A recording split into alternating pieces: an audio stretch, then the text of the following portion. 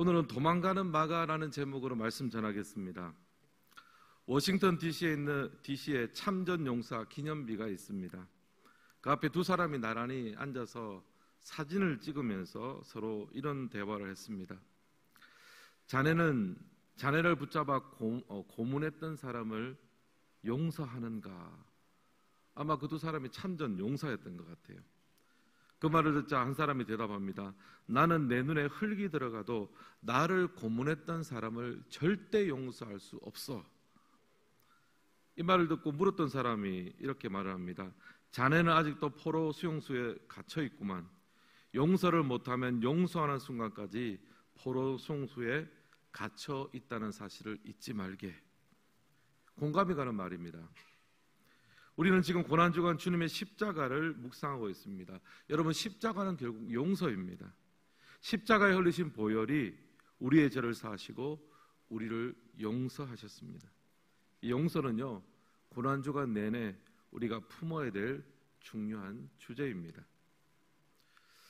오늘 이거 말씀에 약간 배경이 되는 말씀은요, 50절의 말씀인데요, 오늘 본문의 배경을 알려줍니다. 50절 말씀 같이 한번 읽겠습니다. 제자들이 다 예수를 버리고 도망하니라. 아멘. 어제 말씀을 잠시 떠올려보겠습니다. 가룟 유다가 이제 대제사장과 서기관들의 종들을 데리고 와서 예수님을 체포해 갔습니다. 그 와중에 예수님의 제자들은 다 뿔뿔이 흩어지고 도망을 쳤어요. 사실 제자들은요, 그 전날부터 해서 최후의 만찬에서 주님과 함께 먹고 마셨습니다. 또 나와 함께 먹는 자 중에 나를 팔 자가 있다고 예수님께서 말씀하시니까 모두들 다 걱정을 하면서 혹시 저는 아니지요? 저는 아니지요? 예수님과 함께 식사하면서 나는 정말 예수님을 버리지 않겠습니다. 모든 제자들이 그렇게 다짐을 했습니다. 특별히 그 중에 베드로는 확정적으로 확언을 했습니다. 다른 사람들은 다 주님을 떠날지라도 나는 주님을 지켜드리겠습니다. 베드로가 그렇게 결단을 했습니다. 하지만 결론은 어떻습니까? 다 예수를 버리고 도망하니라. 유다 한 사람의 배신은요, 이제 확장이 됐습니다. 제자 공동체 전체의 배신으로 확장되었습니다. 다 예수를 버리고 도망하니라. 이 배경 다음에 오늘 읽은 말씀이 나오는 거예요. 오늘 읽은 말씀은 좀 특이합니다. 무명의 한 청년이 나오는데요, 이 청년이 벗은 몸에 배 헛이불을 두르고 예수님을 따라옵니다. 지금 예수님께서 체포가 돼서 이제 대제사장의 뜰로 이제 끌려가는 중입니다. 이제 그 소문이 이제 제자 공동체 안에 돌았겠죠. 지금 예수님이 끌려가고 있어. 어떡하지? 그렇게 하면서 그 소식을 아마 잠자던 한 청년이 들었던 것 같아요. 이 예수님이 지금 체포되는데 이거 어떻게 해야 되나? 아마 그런 생각이었던 것 같습니다. 그래서 급한 나머지 배 이불을 지금 그대로 두르고 잠옷바람에 아마 벗은 몸으로 잠옷바람에 뒤를 이제 살금살금 따라갔던 것 같아요. 근데 그렇게 하다가 보니까 이제 그 무리들이, 예수님을 체포해가던 무리들이 어찌에 지금 따라오는 사람을 보니까 왠지 예수님의 일당 같아요. 그래가지고 붙잡으려고 하니까 이 사람이 두르고 있던 헛이불을 그냥 딱 잡으니까 그걸 탁 벗어버리고 벗은 몸으로 도망을 쳤다는 거예요. 이게 오늘 읽은 짧은 말씀입니다. 그 사람이 누군지는 정확히 알 수 없습니다. 그런데 이 마가복음에 보면 굉장히 이 예수님의 제자들 중에 제일 좀 우스운 모습으로, 여러분 그렇지 않습니까? 기왕 한 줄 나오는데 제자의 모습이 굉장히 차라리 베드로처럼 큰 소리라도 뻥뻥 치든지 싸움이라도 한번 시원하게 하든지 그렇게 하면 좋은데 배 헛이불을 그냥 벗어던지고 벗은 몸으로 도망치더라. 이게 지금 이 무명의 제자의 모습이에요. 신학자들은요, 벗은 몸으로 도망친 사람을 젊은 시절에 마가로 봅니다. 지금 마가복음이잖아요. 다른 복음서에는 이것이 기록이 안 되어 있습니다. 오직 마가복음에만 기록이 되어 있습니다. 마가는 로마식 이름인데 히브리식으로는 마가 요한, 그래서 요한이라는 이름으로 불리기도 했습니다. 하여튼 이 마가는요, 이 복음서에 굉장히 희한한 모습으로 이제 등장을 한 거예요. 배 헛이불을 버리고 벗은 몸으로 도망을 했던 자기의 옛 모습을 회상하면서 기록했을 거 아닙니까? 내가 젊었을 때 나는 주님을 따라 살겠나라고 다짐을 했고, 예수님이 잡히시던 날에 내가 헛이불을 뒤집어 쓰고 가다가 아이고 나도 잡히는 줄 알고 그냥 그 벗어 던지고 벗은 몸으로 도망한 사람이 바로 나였습니다. 이 고백하듯이, 독백하듯이 기록을 하고 있습니다. 여러분, 젊은 날의 마가는 미숙한 사람이었습니다. 언제든지 주님을 따라갔지만 언제든지 도망칠 준비를 하고 있는 그런 사람이었습니다. 그래서 오늘 설교 제목이 도망가는 마가, 마가복음 고난주간의 마가는 도망치는 사람입니다. 또 오늘 이 말씀을 묵상하면서 구약성경에 골리앗 앞에 선 이스라엘 군대도 떠올랐습니다. 골리앗 앞에서 이스라엘 군대는 꼼짝을 못했죠. 두려워 떨었습니다. 겉으로는 지금 싸울 준비를 했는데 뒤로는 도망칠 준비를 하고 있잖아요.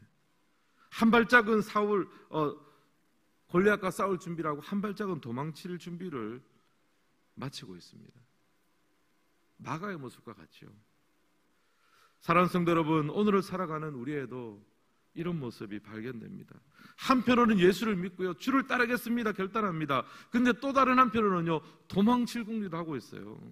믿음이고 신앙이고 헌신이고 다 좋기도 하지만 아이고 누가 밥 먹여주나, 언제든지 홀리브를 가지고 감쪽같이 내 자신을 감추고 있다가 어려운 상황이 생기면 벗어던지고 벌거벗은 몸으로 도망칠 준비를 하고 있는 제자, 바로 그 모습이 연약한 우리의 모습이기도 합니다.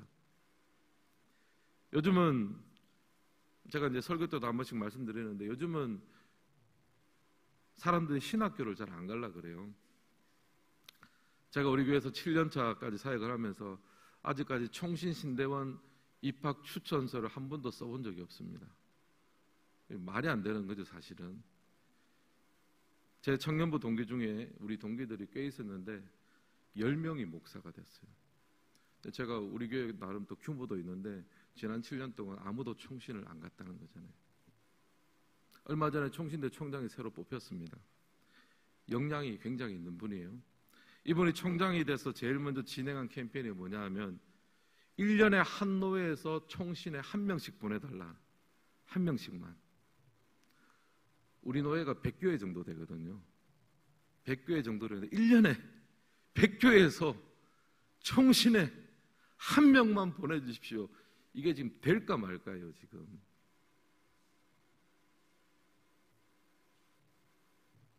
아무도 목회자가 되는 것을 꿈꾸질 않습니다. 또 신학교 졸업한 사람들도 모두 다 또 교회 현장에 다 머물러 있지도 않습니다. 왜냐하면 사역의 미래가 불투명하고 사는 것이 팍팍하기 때문이에요. 뭐 탓할 수 있는 것도 아니죠, 사실은. 또 교회 상황이 어려우면 사실은 뭐 목회자를 살해주는 게 약해질 수도 있잖아요. 충분히 그럴 수도 있습니다. 뭐 교회적인 상황이 그러니까. 그러면은 목회자를 존경하고 귀하게 여기주는 마음이라도 필요한 거잖아요, 그죠? 그런데 뭐 우리 교회는 그렇진 않죠. 그러나 그것을 잘 지키지 못하는 교회가 많습니다. 어떤 교회는 목회자를 고용한다고 생각하는 그런 교회도 제 주위에 많이 볼 수 있습니다. 어느 누구도 목회자가 되기를 소망하지 않는 시대, 한 발짝은 살기 위해서 세상을 향해서 한 발짝을 내딛고 있고 언제든지 사명의 혼이불을 던질 준비를 하고 있는 시대를 우리가 살아가고 있는데 누가 누구를 탓할 수 있겠습니까? 여러분, 우리 뭐 새벽 기도에 나오신 성도님들은 다 헌신하는 분들 아니겠습니까? 여러분들, 우리 교회 부목사님들이나 우리 전도사님들에게 여러분 정말 마음을 다해서 축복을 해주시면 좋겠습니다. 아무도 목회자를 꿈꾸지 않는 시대에 적어도 목회자로 헌신하고 교회 현장을 굳건하게 지키고 있는 귀한 목사님, 전도사님입니다. 뭐 이제 새벽이니까 제가 뭐 주일 설교는 아니니까 조금 제가 이야기를 드리면 여러분 잘 섬겨주세요. 담임 목사인 저에게는 안 하셔도 됩니다. 하지만 우리 부교역자들에게는 여러분 마음을 다해서 섬겨주십시오. 한국 최고의 목사와 전도사님이 아닐지라도 한국교회에서 유일하게 여러분의 이름을 불러가면서 기도하는 교역자는 바로 여러분의 교구 목사님, 전도사님, 여러분의 부서 교역자들인 줄 믿습니다. 유튜브 보면서 여러분과 전혀 상관없는 설교자의 설교를 들으면서 감탄하기 전에 바로 여러분 옆에 있는 교구 목사님, 전도사님, 부서교역자를 소중하게 여기시고 축복하고 여러분 대접하십시오. 혼니부를 던지지 않고 도망치지 않고 열심히 섬기고 있지 않습니까? 쉬운 일이 아니거든요. 다시 본론으로 돌아가겠습니다. 오늘 본문 속의 마가는요, 과거의 자신의 모습을 돌아보는 거예요. 과거에 나는 배 혼니부를 던지고 벗은 몸으로 도망친 사람이었다. 나는 벌거벗은 제자였고 도망친 제자였습니다. 그렇게 스스로 고백을 하는 거예요. 나중에 마가는요, 복음서를 기록합니다. 마가복음을 기록한 사람이 되었습니다. 그리고 로마의 감옥에 갇힌 사도 바울에게 나중에 마가는 없어서는 안 될 소중한 사람이 되었어요. 알렉산드리아 교회를 또 개척해서 초대교회 한 획을 그었습니다. 놀라운 변화 아닙니까? 도대체 어떤 사건이 있었기에 도망자 마가가 말씀을 기록하고 말씀대로 살아내며 교회의 중추적인 역할을 하는 사람이 되었습니까? 사랑하는 성도 여러분, 오늘 우리는 고난주간을 지나가고 있습니다. 도망자 마가가 변하여 복음서를 기록한 참 제자가 되었던 것, 동일한 변화와 역사가 오늘 우리 상관됐기를 주님의 이름으로 축원합니다. 도대체 무엇이 마가 인생을 이처럼 바꾸어 놓았을까요?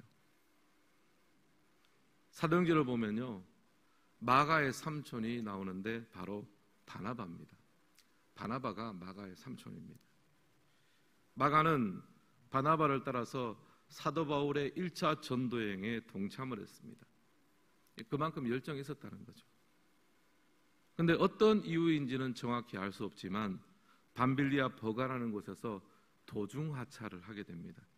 예루살렘으로 귀환을 해버려요. 이유는 모릅니다. 아마 선교여행이 쉽지는 않았겠죠. 마가가 이제 선교지를 이탈한 셈입니다. 돌아보면요, 마가는 과거의 실수를 반복했어요. 주님이 잡히시던 날에도요, 두르고 있던 혼니부를 벗어던지고 도망쳐버렸습니다.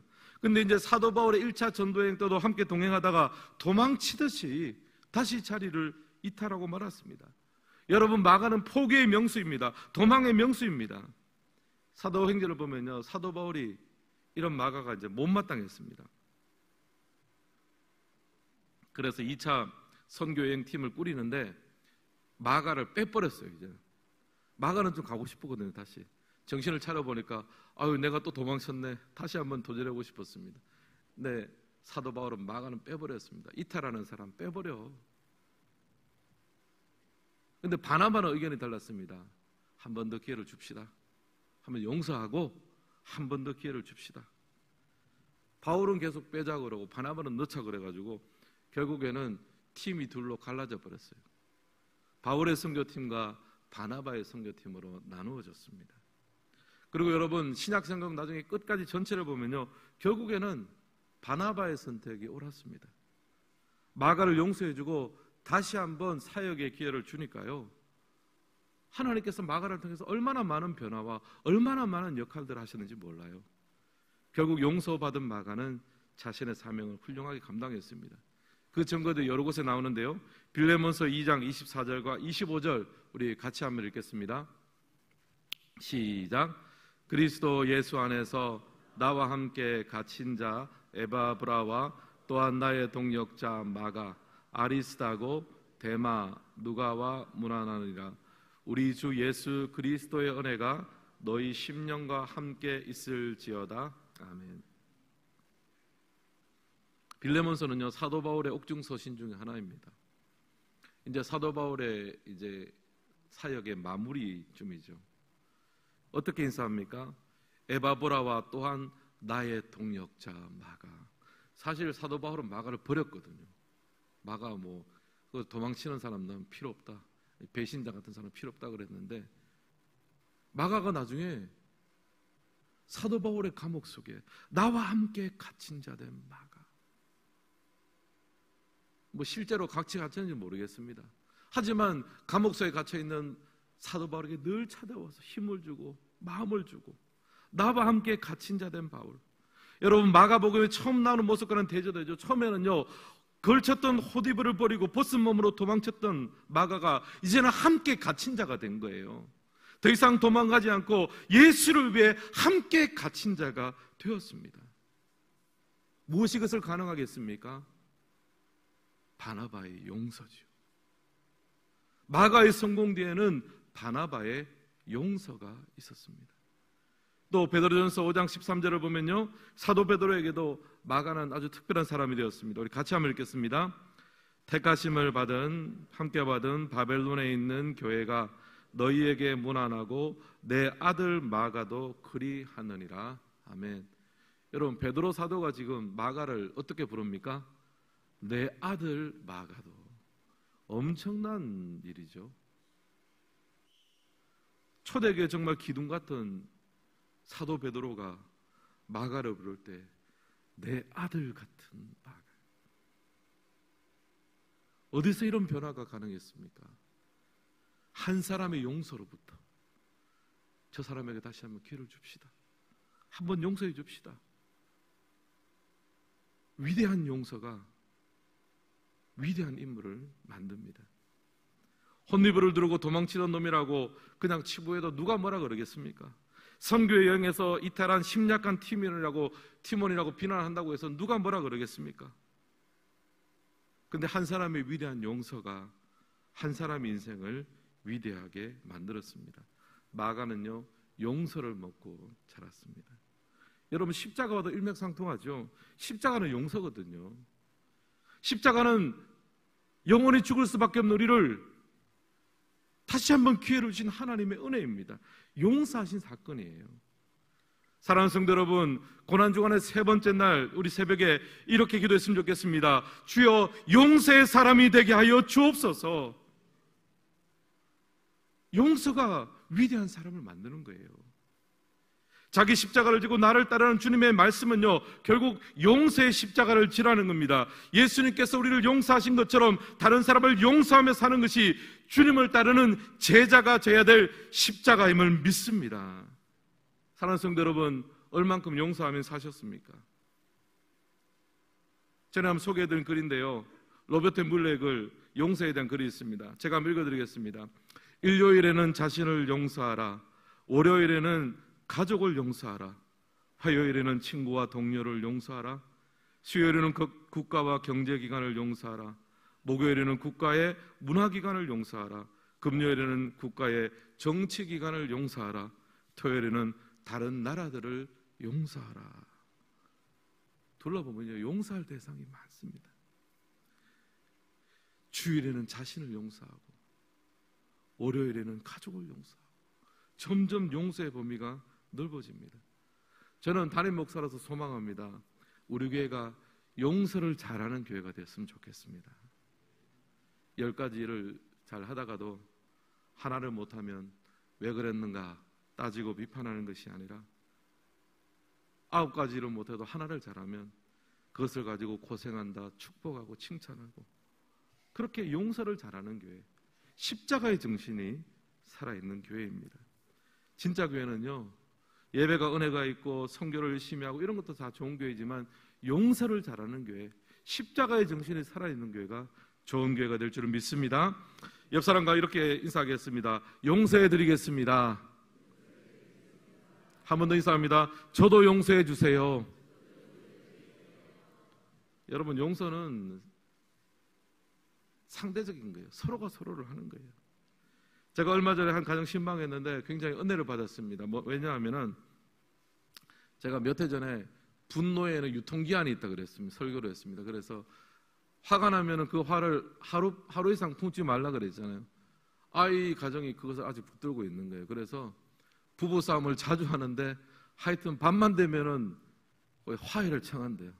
왜냐하면은 분노의 유통기한이 하루 이상 지나면 이게 자기의 인격이 되니까, 삶이 되니까. 용서의 십자가를 지는 거 아니겠습니까? 여러분, 용서는요, 내 인격과 내 실력으로 하는 것이 아닙니다. 내 안에 십자가의 사랑이 풍성해야, 내가 먼저 하나님 앞에 용서받고 은혜로 체험받아야 다른 사람을 용서할 수 있는 마음이 생기는 거예요. 그리고 제가 이 말씀을 준비하면 느끼는 것이 있었습니다. 뭐냐 하면은 제가 지금 여기 설교하고 이렇게 사역하는 담임 목사가 되어 있지만 저도 돌아보면 그동안 많은 용서를 먹고 사는 사람이었습니다. 내가 다른 사람을 용서한 것보다 다른 사람들이 나를 용서하고 품어주었던 것이 많았어요. 나는 내 옆에 있는 사람들에게 실망을 안겨주며 살았던 적이 많았습니다.